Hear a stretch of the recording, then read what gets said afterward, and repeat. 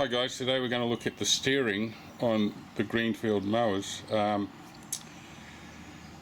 you know, they're renowned for having a lot of slap in the steering wheel. People complain about the steering all the time, probably due to all the parts needed to get the steering job done. Here's an outlay of what you're looking at on the Greenfield.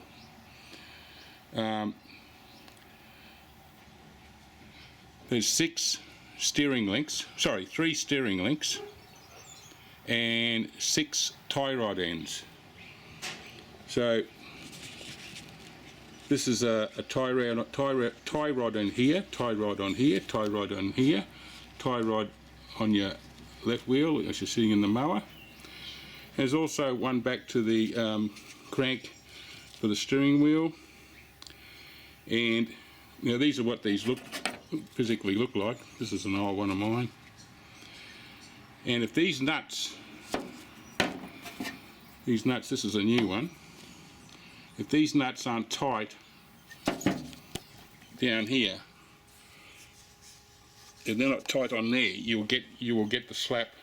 And if you add that up 6 times, you're going to get a lot of play in the wheel. So the first thing I'd advise is to check these nuts on the tie rod ends. Now, they do wear inside in the ball. This one here I'm going to replace because it's pretty floppy, and there's a fair bit of wear in that one. That's the part number you need. Get this for you.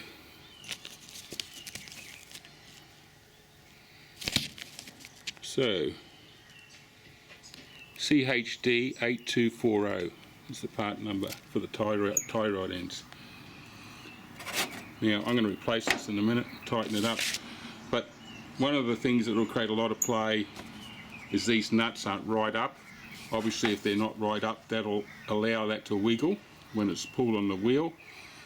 You add that by 6, you know, you can end up with a lot of slap in the steering wheel. The actual crank on the steering wheel does have an adjustment, as you can see. Adjustable stops. So you can adjust this chain, etc. as well. Everything's adjustable. Anything worn you would have to replace, but the main culprits more than not will be the tie rod ends aren't tight, and you just got to go around and check them all. If they're really worn, obviously got to replace them. I'd advise to give them a squirt with a lubricant the day before, because they probably get pretty rusty and things like that. So I'm going to replace this tie rod end here on the right front wheel. So here we are. I've got my brand new tie rod end, and it just, obviously I undid it from the steering arm here and just pulled it down. These just go back on clockwise. Fairly simple.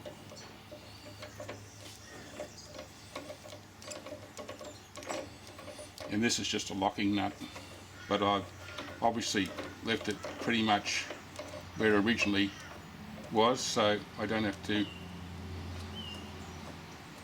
guess too much about where it sits. Right, so I know you can't see, I'll turn this in. That just slips in. Now, in the top here, move the wheel a bit. Right, so that's nice. Right, now, there's my nut. I'm going to do that up. This is what I'm talking about. I can turn that a bit. Get this nice and tight. Because if these nuts come down, you can see that. If these nuts get loose, that's where you get all this slap.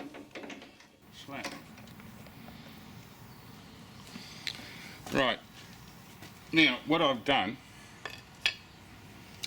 is, before you actually do it up, check that your wheels are lined up. So when you're turning the steering wheel, they're both moving in sync. What I had happening was, because it was worn, one was pointing that way and one was pointing straight ahead. So obviously it was well needed repairing. So, right, the idea of the setup is when you're getting your wheels in sync, meaning they turn the same angle as you turn your wheel, you're loosening these lock nuts on either tie rod end and turning the steering link itself. And when you turn the steering link itself, that'll either move the wheel out or in, and the same with the right wheel, obviously, so you know they're both on the same angle. And the steering lock left and right, you can do it with this steering link here. You undo these locks and turn this steering link, and that'll determine how far your wheels turn left and right. So that's the adjustment there. If you're having a lot of trouble, you can always undo, cheating a bit of course, undo this tie rod and just adjust that to get extra length or shorter length. It can be a little bit more hard to get, you know, these undone back here. But that's how you adjust the steering overalls with this steering link here. Get your right distance between each wheel on turning is these two links here to the right wheel. So that's the basic setup of how to adjust all the steering. Get in. Now to put this nut back on, because it's in a ball, once it tightens it's just going to spin around. You need 11mm open ender, and that'll slide in there because it's tapered on two sides. We can get that in there again. There, so that holds the bolt with the ball on it, so you can then tighten up your tie rod in completely, and I've done that. So you need that to hold it. Also, to take it off, you need 11mm open ender to slide onto that there. Just wanted to play the game. There it is. You can see the sides of it are straight. Okay, so it's slipped in. So you need to hold that to undo it and to tighten it up again. And that holds it for you. That's pretty much it. You just got to check all these, make sure these are perfectly tight on every tie rod end. You got one here, two in the middle, one on the wheel, and where are we? There's another one up here that goes back to the crank cog of your steering wheel and all that type of thing.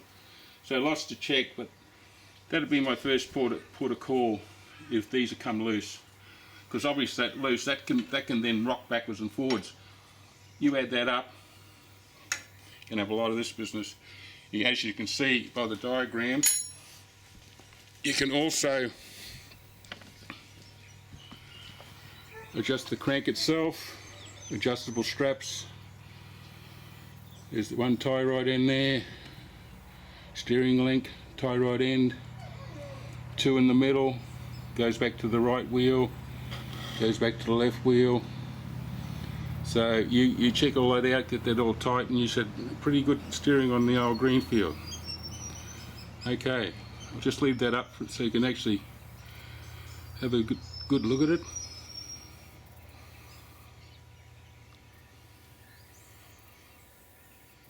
Okay, bye bye, happy days.